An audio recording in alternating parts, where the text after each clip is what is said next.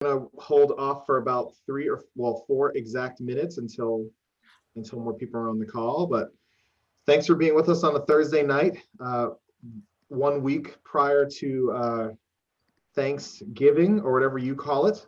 I hope you guys have the alcohols. Can you show me your alcohol, please? If you're ready to go, like, please let me know.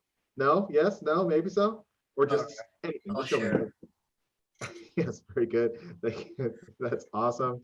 And yeah, tonight, well, I think I should just wait for 3 minutes and we can just like talk. But thanks for being here. Where is everybody located? Is everybody in like Portland, or I see some familiar faces, some unfamiliar faces. If you want to write in the chat where you're from, where you're calling in from, I'll do the same. Long Island, And Atlanta. if anybody else is on Cape Cod, what up to the Cape Codians? If that's what Cape Cod people are called, I have no idea. You should know by now, Kris. Come on. Nice. I'm not a local yet. Yeah. Wow. Cape Codders is what I heard from the downstairs, the wife gallery downstairs. What? Anyway, Australia, awesome. What time is it in Australia right now? It must be morning. They must be what, like 14 hours ahead or something? Or is it long? It's more than that, right? It's Ephraim says it's a secret. All right. We got some Detroit people in the house. Hey, yeah, perfect. Detroit. Perfect. All right. Perfect. Hi, So, Lauren. you're seeing some familiar faces. That's great. I am. Lauren Hood, Ryan Robertson. Hi, Ryan. Yes. Thanks for being here. We'll start in like 60 seconds. And so how we're going to run this one is we'll just, we're going to go through the book. We're going to show you every page of the book. Woo! Because, we're going to go through it. You're going to have 3 seconds. Huh? I said we haven't even seen it yet. Just joking. Yeah, I'm sure. No one's seen this book because it doesn't exist yet, but it is at press now, so that's great. And what we'll do is we're going to just go through some. Oh, look at this. This is a. If you please do this little poll. Just curious. 0. Is this the end? It seems like actually it's a live poll. Look at that. That's interesting. Yeah. Wow, that is interesting. Thanks for experimenting with that with me. Wow. Thanks for letting us Amanda, know. Was that you or was that just Zoom corporate? No, that was me. I just put that together because Kris was wondering earlier and I saw the option. So the computer knows what we want. They know what we want. Yeah, thanks for answering that. That's like 50-50. I did not think, I thought that everyone would be speaker view, but that's like really, I dig it. So thanks for being here, everybody. Welcome to the Thursday night episode of WKGP at Blue Sky Gallery online on Zoom. Tonight we have the wonderful artists Isaac Diggs and Edward Hillel. And they're going to be speaking about their project, Electronic Landscapes, Music, Space, and Resistance in Detroit. And we're going to go through the whole book. No one's seen it yet because, only 5 people on Earth have actually seen this PDF, I think. So we're going to like go through it with all of y'all. And then people will, I guess, see it online because it's recorded, but whatever. You still have to buy the book. And we'll get some explanations for what we're seeing inside by our dudes here. Isaac, where are you coming in from? I'm coming in from Atlanta, Georgia, where I just moved a few months ago from Newburgh, New York, Lower Hudson Valley. So Cool. It's quite an exciting time to be here, as you can imagine. Awesome. And Edward? I am right now in Harlem, New York at my studio. Cool. And which is my favorite place in the world these days, the past 8-9 months. Yeah. Yeah. Yeah, it seems like we have to make our spaces our favorite spaces since we're in them all the time. So if everyone else would just turn off their videos and mute themselves for a few moments as we just go through the slideshow and everything, and then I'll have you guys come back on in about 20-25 minutes or so. We're gonna go to the share now because I'm very interested to see it. I've seen it only once, so I'm really interested to hear what you guys have to say about this. So this is the cover of the book. The book is about, I remember it being about 11.5 by 13 or 11 by 13.5 inches vertically. I don't actually remember which one of those is it. Yeah, that's close enough. I mean, cool. I think the idea is once this book is open, and you have both, you have a spread displayed. It's a really nice size. So we're excited about that, to have some book real estate Yeah, to see these images against. So would you please just like, we're going to go through the book, but I would love you to explain, where am I going here? There. I would love you to explain what is, we don't have an inside cover, so this is like half of the inside cover actually. So we'll just go straight to the next page. How do I like make a full spread out of this app? Let me see. Oh, here we go. Hey, oh, wait, yeah, okay, cool. So please, if you guys would just kind of talk me through this project, like when did it start, how long has it taken, and like what are we looking at here? Well, I'll start off. I made my first trip to Detroit from New York in 2011.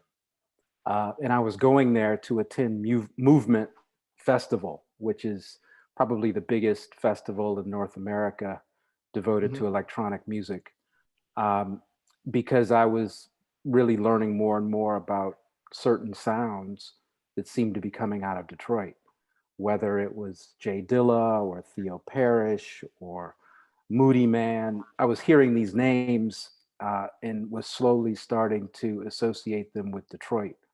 And so doing a little research, I was like, hey, go to Movement. And that's always Memorial Day weekend in May. So I went for the first time in 2011. And I think it was on that trip, I could be mistaken, maybe it was a second trip, when I ended up meeting 3 people who would be key to Edward and myself realizing this project. A guy named Jason Hill, John Collins, and Ryan Robertson. Those 3 were really the instrumental in making a space for us in Detroit so that we could make this work. Edward and I are not from Detroit. Up until that first trip, obviously I'd never been, but knowing that we wanted to do a project like this and not wanting to kind of parachute in and get out, it took us a while to form some key relationships that made this all possible. Yeah, so I'm sorry, no, please go on. No, I'm just to say that, that first trip in 2011, Edward and I returned in 2014 together. And I think the first images for the book were made then. And I think the last image was made in 2019. So it's, about 6 years of working to put this together once we actually started photographing.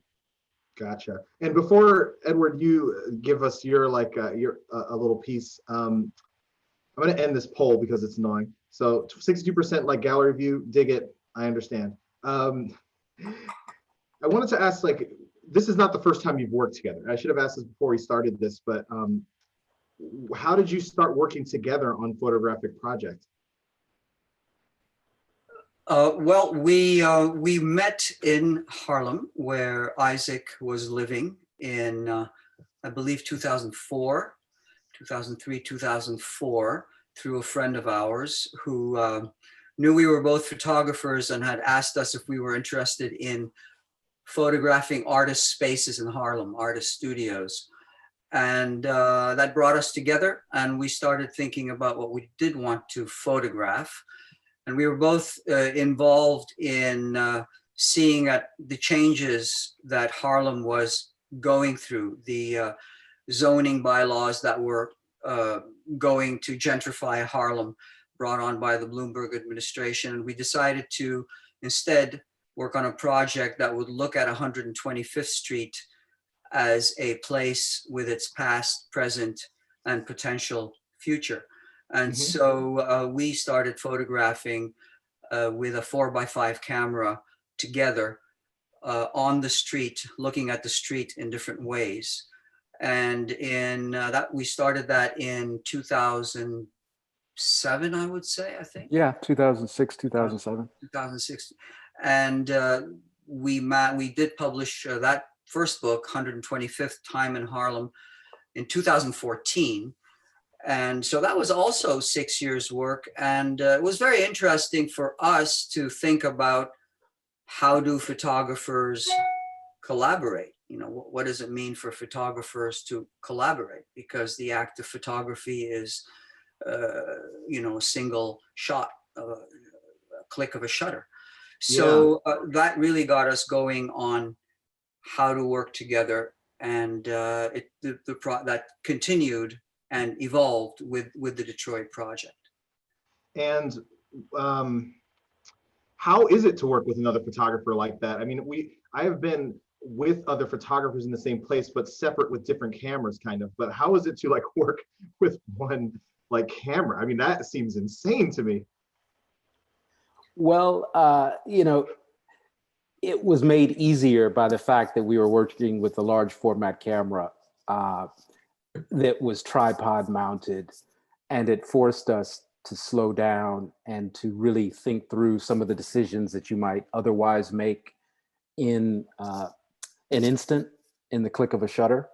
So, you know, obviously we weren't going for decisive moment type photographs. So we could be out on the street together, see something that would interest either one of us, set the camera down, and then literally have a conversation about what we were seeing, and develop a kind of third space where we were making pictures that perhaps neither one of us would have made alone.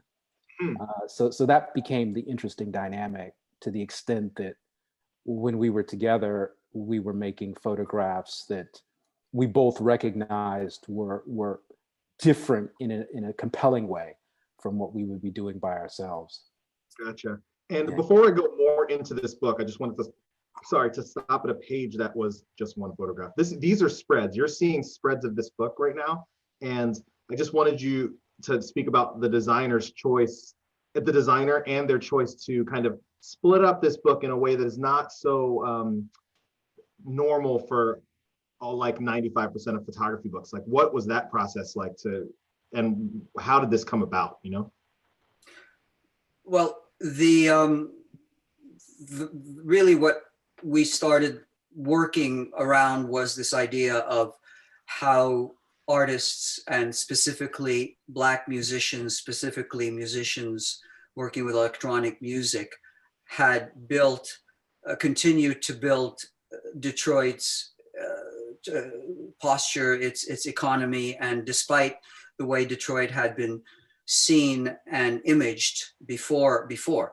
So we started by thinking about the musicians and their spaces and their stories, and that extended into the exteriors.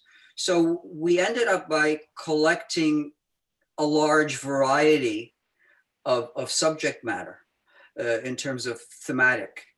But we knew that what we wanted to tell was this larger story that connected the city of Detroit, Black space, and how its musicians were creating in that space, and really defining the city as a counter narrative to the way Detroit had been seen.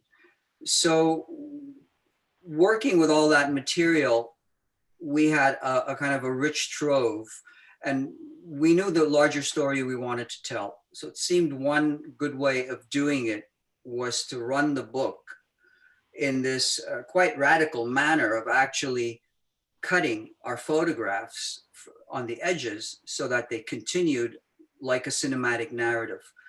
And of course, when the designers, Wax Studios, wonderful group of people,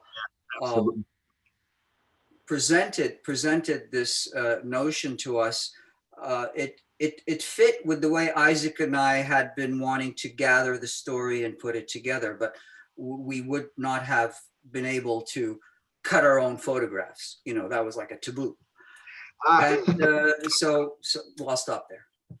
No, I mean, you can, it was just for me, I'm like, whoa, I don't know if I'm ready for shit like that. You know what I mean? Like, well, see, that's a perfect segue. You in, my friend. Yeah, that's a perfect segue though to talking about collaboration, right? Because, you know, Edward and I, after having, you know, made these photographs and spent all this time kind of carefully composing these images, to hand it off to some extent to designers to play with was, for us, a way to extend this idea of collaboration. We had almost, at least for me, gotten a little too close to the work to see it objectively when it came to laying it out. So in talking to Wax, we expressed, the desires that we had for the work, the ideas that were driving it. And we kind of came up with this idea to move thematically from the landscape images, depicting places in Detroit, which had always been a draw. Many of them are connected to the history of music and music making in Detroit, to moving to interiors, which we're looking at now. Many of the interiors are obviously of artist studios, spaces that artists are renovating, recording studios, record stores, etc. And then as we get further into the book, we actually get to the portraits of those musicians in their spaces. So there is this progression. And as you move deeper into the book, the way the pictures are handled becomes, I guess for lack of a better word, more conventional. Like, we're not cutting these images, but we were comfortable kind of cutting the landscape images because, as Edward says, it forms almost, in my mind at least, a kind of a pacing or a rhythm that gets you into the city, and then you get into the interiors, and then you get into the portraits. So it, at least for me, it begins, it's like this movement to a more intimate place as you move deeper into the book. So makes sense. That was a conversation, though, that came with having worked with these designers. It's not something that Edward or I would have been able to kind of fully realize without their input. We had moved from working intensely on one street and exploding it almost like a cubist painting, right, to moving into one of the largest urban topographies in this country, and telling a very large story about this counter narrative of creative space, and to understand that our intention beyond documenting was really to speak against, or to speak in another manner to, this idea of Detroit as a failed city, as a bankrupt city, which we were exposed to specifically as a result of our Harlem project, which then brought us into Art Basel and fairs, and we started to look at the photographs that were depicting places like Detroit and New Orleans, and understanding what the undercurrent of this conversation was about. So we had a very definite idea that we wanted to pursue. And again, as Isaac was saying, thanks to our wonderful collaborators, who I hope will share some stories with us later, we were able to do this. We think, we hope. Yeah, I mean, we've just scratched the surface, because as Isaac was saying, we maybe have, 70 photographs, 75 photographs, which we selected from an edited version of 300 photographs. So there's some amazing photographs that just didn't make it. Yeah, I know that's like the hardest part when you're making such a grand project. So to figure out what to cut, especially when you've been doing something for like 6 years and been completely involved with these 3 different types of photo making, I would say, like because the architectural views are just like, I look at them now on the screen, I'm like, I cannot wait to see them on paper. They're so vibrant and clean. You guys are so clean. I see it, I'm like, oh my God, it's so nice. And then you get to the second part where you're inside, and then you meet the people that exist in these spaces, and it's just, it works. It really does work. I want to point out this one. This is the figure on the right is John Collins, who is we actually have what we call executive producers for this project, right? These are the people, you know, working with musicians really influenced the way I think about my own practice. And like now I think of Edward and myself as a band, right? And we have our band projects and we have our solo projects, and you know, for any particular project we might have a producer or an executive producer, you know, someone on the ground who's making stuff happen for us. Yeah. And as I mentioned, you know, we're not from Detroit. I didn't know anyone in Detroit when I went, and I had the good fortune of meeting John and Jason and Ryan in a record shop called Submerge on the same day, in the same afternoon. And from those three connections, this project spun out. So John here on the right is one of those executive producers. He's a major DJ, internationally known, very influential in Detroit in terms of sustaining electronic music culture and working towards building community there. And he was the first one who sat for us and who said, yeah, I like the project. I want to help you guys out. Come to my place.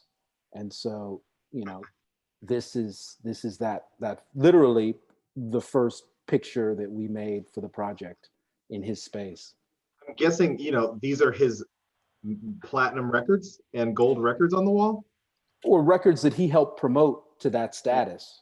Yeah, very influential in promoting that work. And he actually has a show on, it used to be on Red Bull. Now it's on, I think, Worldwide FM, Giles Peterson's network, where he does a show, I think, once a month now, dealing with Detroit music specifically. Cool. So you can check him out. Yeah, but obviously before the pandemic, you know, he was DJing everywhere in Detroit and outside of the United States. Was there were all of the musicians also DJs? Meaning, like, I mean, a DJ is a musician, but like DJs are working with other people's tracks. Are most of the people that you were working with in Detroit doing both, like making their own work as well as being DJs? Many of them are also producers, mixing their own work, making their own music, putting out their own records, as well as DJing. That was part of the education for me, because as Edward and I kept going back to Detroit, we were meeting people who weren't necessarily techno. It was like, okay, what is techno? What is house? What is hip hop? You know, how do these things come together? How are they distinct? So some of the musicians are straight up kind of techno, others are house, some are hip hop. You know, for me, it's all under the umbrella of electronic music. They're all working with tools that need electricity. So that's how I kind of that's how I kind of thought about it, you know. And if they were doing that and they fit underneath this rubric of space, that became a way of figuring out who we wanted to photograph and who we wanted to work with. Gotcha. So, Kris, you're getting to the last booklet, the last section. Yeah, so don't speed through this. This is just as significant. I'm not speeding. Was I speeding through the first? I don't think I was speeding. No. I think, but let's slow your roll. But I was just gonna tell the people that are, thank you for being here. Of course, we're speaking with Isaac Diggs and Edward Hillel about their book, Music, Space, and Resistance. Well, that's the subtitle. Well, I don't know which one's first, Music, Space, and Resistance or In Detroit. I mean, it feels like In Detroit's a good name for a book too, but we'll use all of it. And what I just showed you was 96 pages that are the first pages in the book, and then it splits. We have two different papers in this book, and the our wonderful designers at Wax figured out a way to make this work properly. I mean, with these two different papers that we'll have in it. I don't know if you guys can explain the process behind the separation. Well, this part of the book, I believe, is 16 pages, or I think, or 24 pages. I think it's a signature, whatever a signature is. 36 or 40 pages, something like that. 36 pages or something. Yeah, maybe. We call it the index, And it's really an extended idea of an index. It creates a dialogue with the photographs, which you notice don't have any captions, right? So we don't know what the musicians' names are. We don't know where the places are. And we wanted to do it that way because we really wanted to take you through a kind of what I was calling a cinematic narrative, a visual story. And in this section, we have our different types of text because we wanted the book to be a kind of a, I guess, an expressionist kind of reflection of the music, which is basically about mixing. You know, Isaac was talking about electricity. You know, people use discarded materials, but they also play classical piano, right? So we wanted the book to be this kind of collage mix. And so in this section, there are different types of texts. You have 2 essays, kind of critical essays by 2 scholars. Actually, one is by Dora Appel, who's a professor at Wayne State University, who's written several books. And another one is by Carla Vecchiola and John Collins, who collaborated on a text. And then we have snippets of interviews and some more extended interviews, informal conversations with the musicians that are in the mix. And again, the designers riffed on what we wanted and how we wanted to show something by the design of the text itself, which again took me certainly a minute or two to let it sink in, but I think they did a great job. It is definitely something like I've not seen before, and it does work. I mean, you can follow the text so well, even though, you know, even when you're grooving with it. So it's it feels good to look. Yeah, I have to say that I'm as excited about the text as I am for the photographs.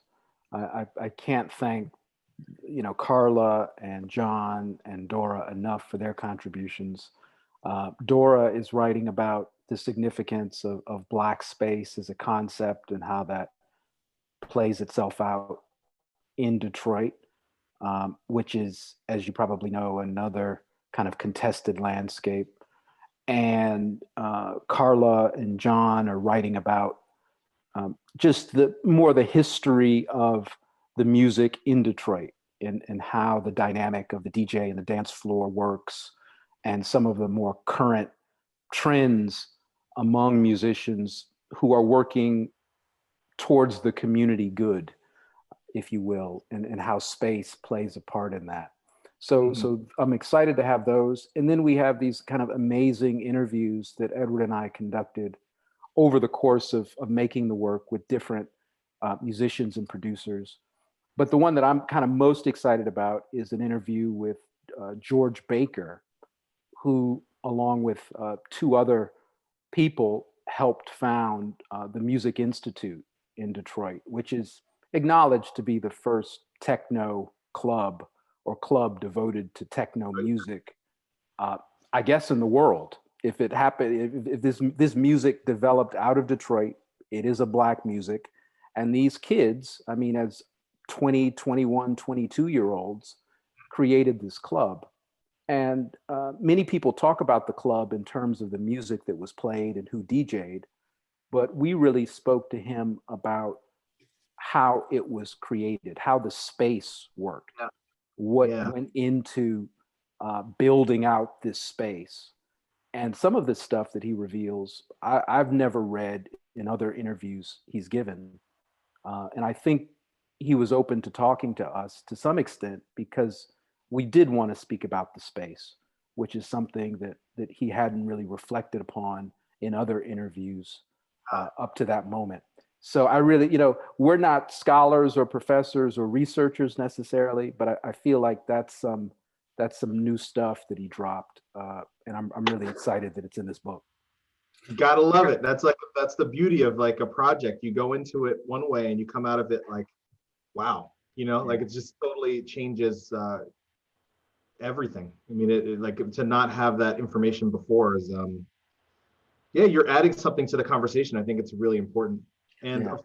and again, Conceptually, Kris, when we talk about the index, so this is the last chapter of the index, where we expand the stories that you see in the photographs, and then we present basically other photographs from our shoot that help to fill out the story, right? So we decided to go with a combination of color and black and white. The black and white photographs that are not, they're all numbered, and you can then go back to the photographic section, to the main section of the book, and find them. But along with that, you can see some of our outtakes. And then along with that, you have some texts that tell you the particular stories of who those specific people are. So the book works as a kind of three-dimensional object, if you will, that you can go back and forth with and continuously learn something. So like the idea of beginning, middle, and end reflects that cinematic aspect of just going through a story. So we're kind of reaching to explore these larger ideas, which are still evolving. But we feel like this book and the people involved, these extraordinary people with us, gave us the opportunity to do that. Yeah, and you're one of those people, Kris. And it's very cyclical. I mean, it works as like, if you put this book down, you get to the end, you might as well go right back to the beginning, you know? Right. Well, I'm glad you said that, because that's what we were going for. I mean, we wanted the viewer to have what we hope is a dynamic experience, where questions that are raised in the front of the book might be resolved in the back, and then in seeing the back, you might be inspired to go back to the front to look through again, applying the information that you've now gleaned from either reading the essays or looking at the index. But I do want to point out as well that, you know, through the front of the book and the main section, as Edward pointed out, there are kind of numbers underneath some of those images that allude to the fact that there are connections to be made here. You may not know what the connections are, but at least it's a hint that you know, there's additional information to be had should you want to look for it. And that kind of experience was important to us, for the reader, the viewer, to have. Gotcha. I mean, I think that's really important, and it does. It keeps it cyclical, like I said. If anyone has questions, we do have some questions coming in. So let's see. Can we just talk about how the lighting? Someone said that our lighting is all good. I dig it. Who is your favorite photographer and why? From Nate Love. Wow. I'm gonna don't answer that yet. Let me rephrase that in a way that, who is the most influential photographer still in your mind after the years that you put into this game? Wow. Edward? I'm flummoxed. Okay. I'll take a stab. One for me, Roy DeCarava. I mean, that I feel like is an obvious but true choice for me. There's one photograph that he made in particular of a hallway in, I don't know if it was his apartment building or a tenement building in Harlem, that I still continue to think about, because in part it has to do with space, and it also is this kind of very visceral response to a Black space. And you know, he's known quite a bit, obviously, and rightfully so, for his images of people, whether it's jazz musicians or Harlem residents or his family. But it's that picture of a hallway that I think is one of his most powerful, that continues to haunt me. However, and this, I'm glad you asked this question. My other would be Walker Evans. And today, I even brought it with me. I just received my first edition of American Photographs that I copped on eBay. This is just like, yeah, man. And I won't tell you how much I paid for it because it was, quite a steal. But anyway, Walker Evans is I think a huge influence for me. I still look at those pictures and get so much from them. I believe that probably Walker Evans is an influence for everybody if they know it or not. As is Roy de Carava, as is Diane Arbus, as is Henri Cartier-Bresson. I mean, that's when you asked me that question, the reason I said I was flummoxed is because for me, photography is part of a much larger kind of practice, and I use photographs to do different things with, right? Mm-hmm. So to me, like a purely photographic practice, I think Isaac mentioned some of those people. We just mentioned those names, and there are another few dozen, right? But there are just so many people, and there's so much great photography that we see flying by us every day on the internet. I mean, some of the books you did, and there's just so much great work right now. which again brings, bless you, brings us back to the reason for this book. One of the benefits of this collaboration that we've developed over the last 16 or 18 years is that we spend a lot of time thinking and talking about photography. So in working through this book, we're also asking questions about how do you tell stories today? How do you deal with text when people have no time to read? How do you combine black and white? How do you make a book that also reads like a novel or like a written book? Yeah. Yeah, there's a lot of, now these days there's so many concerns because everything seems to be pushing towards the virtual screen, like the screen, right? And books are few and far between these days. There's not that many photography books being produced, even though there's a lot of artists doing their own thing with art books. There's just not a lot of them, and it's hard to get them put out by publishers, and it's expensive, and there's so many limitations. And I say all that to say that usually you end up making a book that cuts corners because of all this situation, right? Like, it costs a lot of money to make a book. If you're dealing with a publisher, it usually costs you even more. So it just is, it's nice to have a project where you guys fundraised for this book and you're able to figure out what you wanted, and then you worked with a designer to actually make it come to fruition, which is it's a lot of work. It's more work than just making the photographs. So you've done 6 years of photography for this project, which is awesome.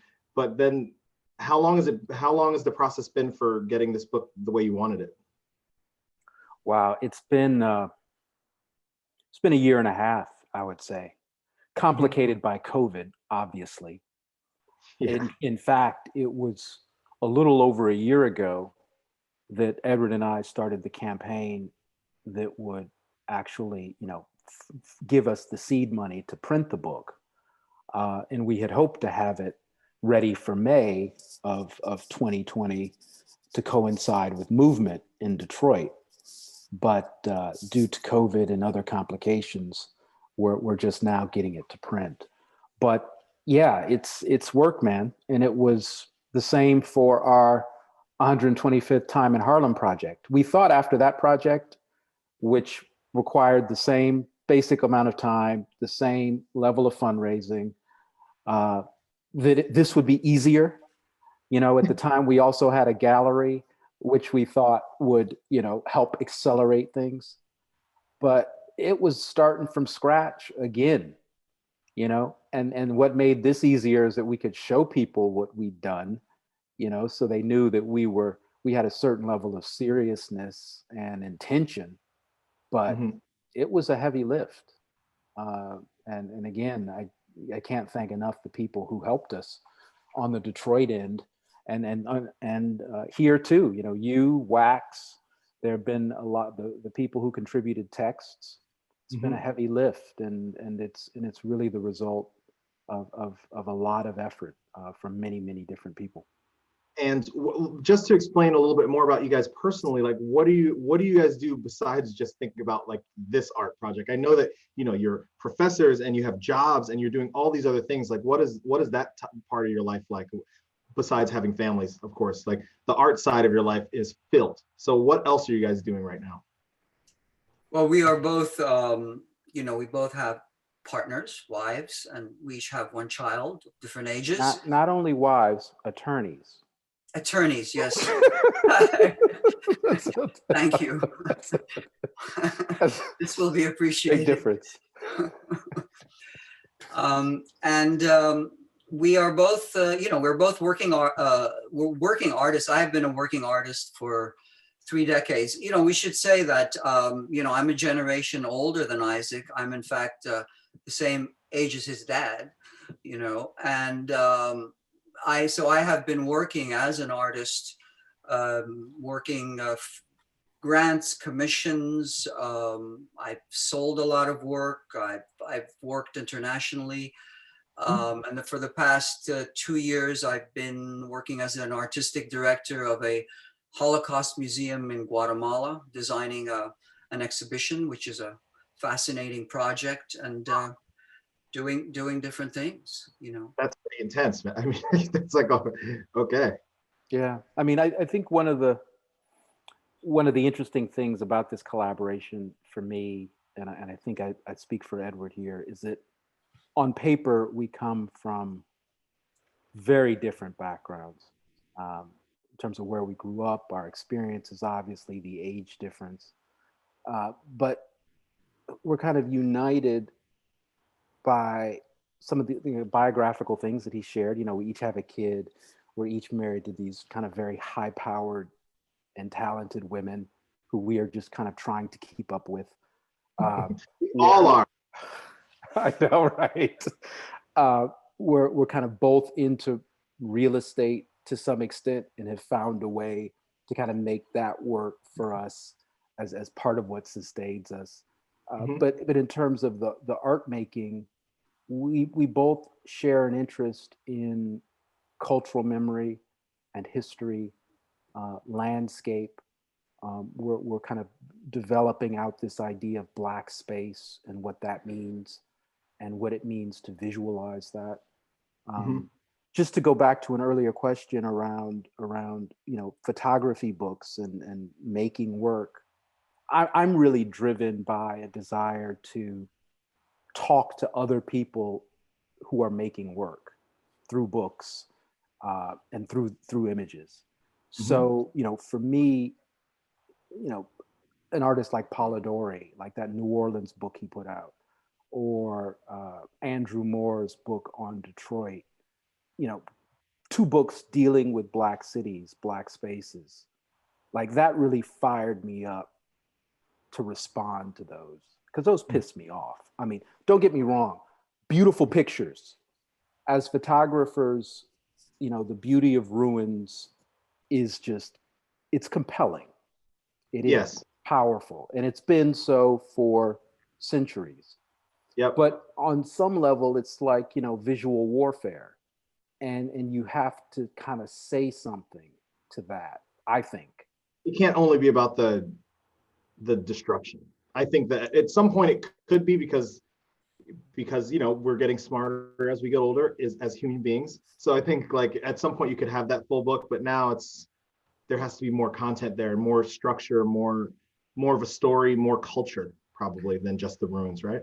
I mean, it's like if the story is only about ruins, as beautiful as they are, the question for me becomes, when you talk about rebuilding, or when you talk about what comes next, who's that going to serve? Who is that for? If the place is a complete ruin, if no one is there, then what responsibility do developers and people who are creating a new Detroit or a new New Orleans, whatever that looks like, who are they beholden to? And so the depiction of those places as being kind of cleared out, new territory, does nothing or very little for the people who are there and who've been there. And so for us going to Detroit, it was like, we have to do something different. We have to say something different that in part, celebrates the people who are not only making culture, but who are also developing the space, who are building, who are renovating. One of the things we did learn was that doing this book was that photography should not be about the photographers, because here we met these wonderful musicians and DJs, and the music wasn't about the musicians. I mean, they were making music for the people, with the people. And when you look at what else they were doing, each one of these musicians has a whole community engagement project happening as well. I mean, they are building community.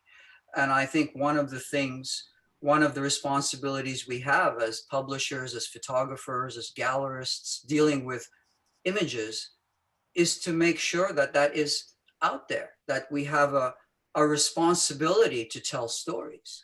And when Isaac was talking, mentioned those two photographers, I mean, it's really quite obscene when you go to an art fair and you see these almost like carpets of photographs of ruins of these Black cities, as an instance, and they're just being like purchased and put in people's living rooms, whereas that money could be supporting so many stories that need to be told, particularly at this point in time when this country is so divided. So I think as photographers, we have a real responsibility to be thinking about what we're doing right now. I think it's worth noting that, on the day that we're having this conversation, our president is actively trying to invalidate votes from Detroit. There's a reason that can float in a national conversation, although it won't happen. Even the idea that, Detroit, or Philadelphia, or Atlanta. I mean, let's be real, that's just code. Yeah. So the photograph, I guess what I'm saying, the photographs we make of those places, the way they're portrayed as ruin, as crime-ridden, as abject, consciously, unconsciously plays into what we think we can get away with. Right? So it's a long conversation. The stakes are real. Well said. We have some questions here that I want to get to, and a bunch are coming in now, which I'm really loving. Has working in collaboration with the designer influenced the ways you both photograph separately moving forward or together moving forward? I don't know if working with the designer necessarily has changed that. I think for me personally, moving forward, I would always like to work with the designer. Yeah. But I don't think that experience is necessarily going to shift the way I photograph. Gotcha. I don't think all books need designers. Designers are professionals. They cost money. They should be well paid, right? Just like, I'm a professional. If you want to hire me, I should be well paid. So that is a consideration for young people or old people making books and wanting to tell their stories through books. I don't think all books need designers. For some books, it's necessary. It's not a luxury. This happens to be one of those cases. Gotcha. Can we expect some B-sides in the future from the project or further exploration of the larger scene that grew out of the Detroit scene, like the one in Berlin? Oh yeah. Ooh, Berlin, baby. I cannot wait to go back to Berlin. It's been way too long. Sorry. I've never been. It's most definitely. And in fact, our friends in Detroit work very closely with Berlin. There's a huge Berlin-Detroit connection around electronic music. And yes. Most of my friends in Berlin that are DJs are heavy on that Detroit sound, heavy. And if one is going to do that, it should be soon, because what I hear from my daughter who lives there is that the electronic music scene is quickly folding as gentrification washes over that city. So just to again reinforce how important this music is that emerged from Detroit. it's an acknowledged fact that people in Germany and in Berlin were partying and listening to Detroit electronic music. And that was one of the galvanizing forces that helped propel the movement that would eventually get the wall down, right? So there are many people in Detroit, in Berlin, who feel indebted to the music and the musicians of Detroit, and who are actively investing in Detroit because of that cultural exchange. That's big, So and it's a huge connection. Yeah, that's largely unknown. I don't think most people actually realize that timing works. That timing is real. Like that happened. How did the musicians react to the project? Have they even seen it yet? That's a great question.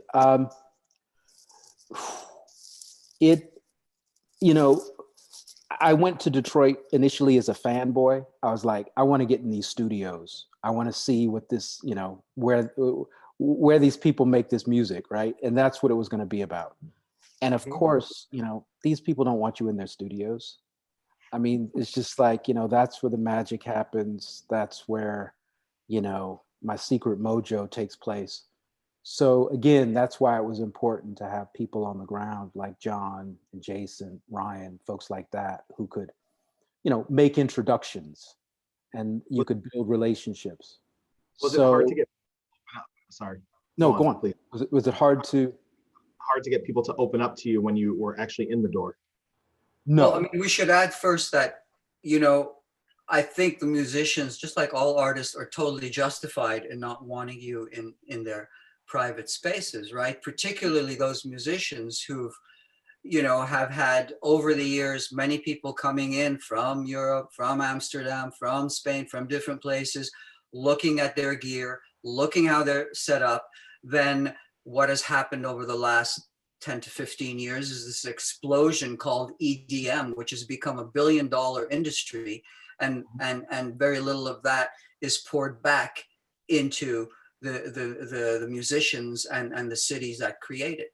So honestly, if I were a musician, I wouldn't want you in my studio either, if that's what I'm dealing with. So the aspect of trust that Isaac was mentioning, and the fact that we did have John and Ryan and Jason, who are there and who are family, family to the musicians mostly, was really important. Besides the fact that we did have the intention from the beginning. I think people understood where we were coming from, in contradiction to where other people may have been coming from. But still, it wasn't easy to do that. Gotcha. And one more question from Noam. How did you know when to stop shooting for the project? We didn't. I think we've barely scratched the surface. We were, we got tired.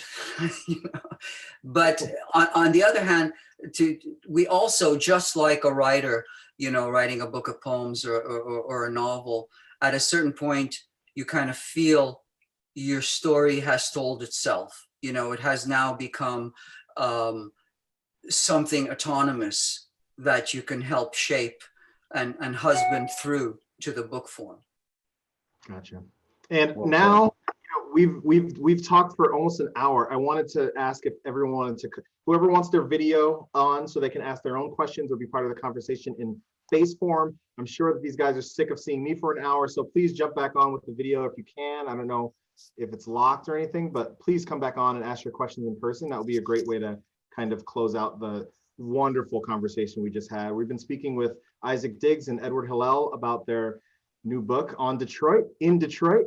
And it's on our website now as a pre-order. It's being launched in January. We hope to have it like at the beginning of January.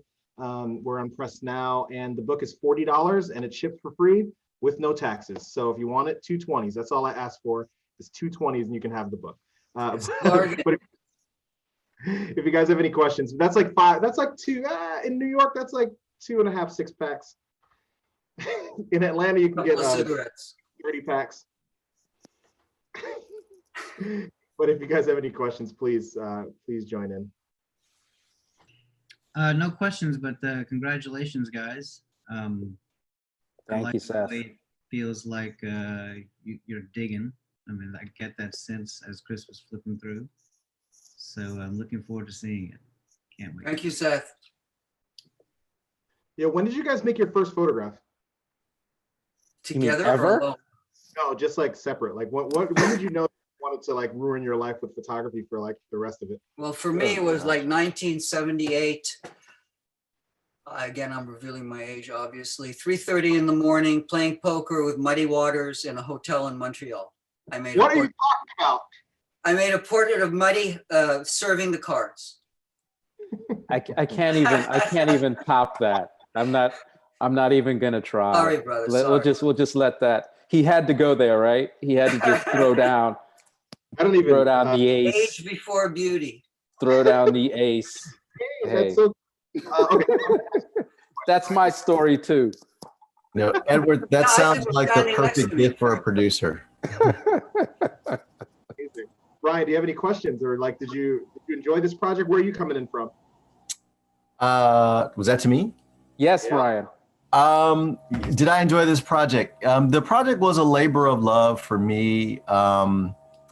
Jason Hill, who Isaac mentioned, Jason and I have been friends since we were literally hanging out in all these DJs' basements because we were all in high school together and or going to some of the parties thrown by some of the older DJs like Stacey Hale and John Collins. So, you know, we've talked for years about how to really document the story of Detroit's slant on electronic music. How do you capture the essence of the gritty earthiness of where Detroit's electronic music comes from?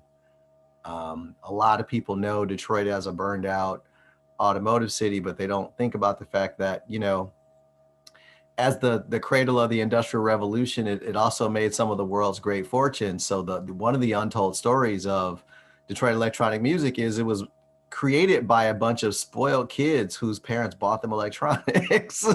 And we were, you know, throwing parties and promoting parties in high school. And, you know, some of those people went on to open clubs like George Baker. You know, you had people like Kai Alsay, who went away to college, went to Morehouse, and within 2 years was like, you know, skip school. And now he's like one of the top, you know, techno artists in the world, and is now, I think, coming out with a line of eyewear. So it was really important to see my city and my friends through these two very talented guys' eyes, and really also kind of take them to some of the parts of the Detroit world that people don't get to see. Well, thanks for telling us that story. I come into it from the like super hip hop, like Dilla days and all that. So I don't know the history as much as I definitely should, because there's such a wealth of music coming out of it. Well, of course there's Motown, but like a lot of people know about that. But there's this whole other scene that's happening kind of at the same time as that people don't consider as important. And I think it's, you know, that's the music we're listening to now. I mean, well, let me just interrupt you quickly to say that there is a picture of Dilla's house in the book. I saw that. Yes, and one of the artists featured, Amp Fiddler, mentored Dilla in his basement studio, which is depicted in the book. So I can't say that it's the same basement studio, but in that basement studio currently, there's a little fragment of a Dilla poster that Amp put up that you can just see in the edge. Yeah, so I noticed that kind of stuff is just like, yeah, that's in there too. And one of the artists interviewed, this cat named Sterling Tolles, is probably one of the most talented hip hop producers in Detroit right now. And you know, his interview is phenomenal. And there's a portrait of him also in the book in his space. So, you know, we tried to cover some of that terrain as well, as it dovetails with house and techno and other things. Yeah. If anybody else has any questions, now's the time. We're about to end this up, and we've been doing it for an hour. So if you guys want to say anything, please let me know. I'll start asking the questions I want to ask if you don't. Kris, I don't have any questions. I just want to congratulate the odd couple on this beautiful book. I've seen you guys work together for a long time now, and it's great to see you, Edward, because I haven't seen you in a while. Great to see you And, too. you know, I think while you wanted to get this out sooner and COVID interrupted that, I think there's something to be said for the timing. I think it's so top of mind. And Detroit, you know, thank you both for opening my eyes to Detroit in a particular way. I've really come to love the city in a major way because of you two. Yeah. Yeah, I remember being, yeah, I love it. Seeing those pictures.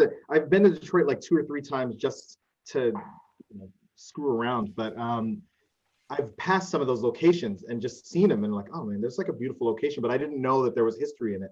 So that's like, it's beautiful to now see the places that I know in Detroit and know that there is this like wealth of history that went down in those spots, you know. I wanted to ask a question just for the photo book nerds in the crowd, like first photo book ever, do you remember which ones you purchased? My first book was by Wright Morris called The Inhabitants. It was a book of texts and photographs of the American West. Diane Arbus was one of my early books. Yeah. Yeah, I would have to say, I think the guy's name was John Leongard, who used to be an editor, I want to say at Life magazine or one of those big magazines. And I think in the early 80s, he put out a book that was just about negatives and looking at the negative as an object in and of itself. And I remember that being one of the first photo books I bought. I don't know why, but that's what I remember. And so I flipped through that book, and the photographers whose negatives were featured in that book would be the photographers that I would then go out and research. But as a 12-year-old, that's what I picked up. And if no one else has questions, if you don't answer and like ask in 5 seconds, I'm just going to ask the final question for the night for everybody. And that's for everybody, not just the 2 men that we've been speaking to tonight. You got it? 5 seconds. No, I was just going to say it's a great project. You know, I'm a big fan of Detroit. I was lucky enough to visit a few years ago, and it's nice to see something that's not just about the usual kind of ruins of Detroit. You know, I've been a fan of Detroit music for like 20 plus years, and I went because of the heritage and the history. I went to Submerge. I went to Kenny Dixon's house over the road. And there was such a good vibe there. And it's great to see that across in this project. It's really, really refreshing. I'm really excited about it as well. So great work. Really good work. Thank you. That means a lot. Rick, where are you coming in from? Lower East Side. Originally UK. Obviously. Okay, so last question of the night. Oh, does somebody want to say something? No? Yes? Maybe so? No? Okay, no. We haven't even spoken about music. I mean, I'm a huge music fan. I want to know what you can either answer this favorite album of all time. That's super difficult. I know that's super difficult. So we're gonna do what Detroit album am I supposed to listen to when we get off this call? Right? That's what I want to hear. Like something like that is a little bit more specific. Like what do I need in my life that I haven't had yet? Isaac, you go. Wow. Well, I mean, I got to go to Theo Parrish. That's just my personal favorite. American Intelligence. It's like Wajid's got some great music out there too. I mean, check out all the musicians. They all have amazing work. Sorry, not making it easy for you. It's all good. It's all good. I'll Theo Parrish always.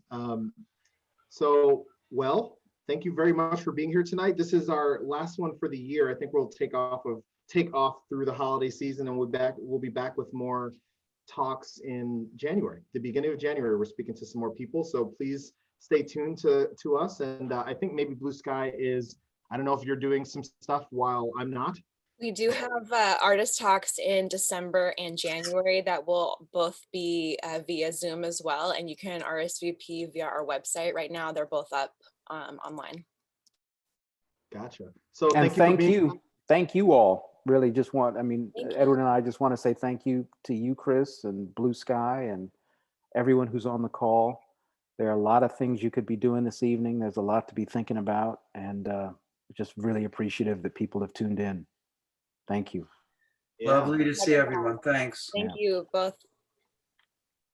Have a nice night, y'all. Peace. Enjoy.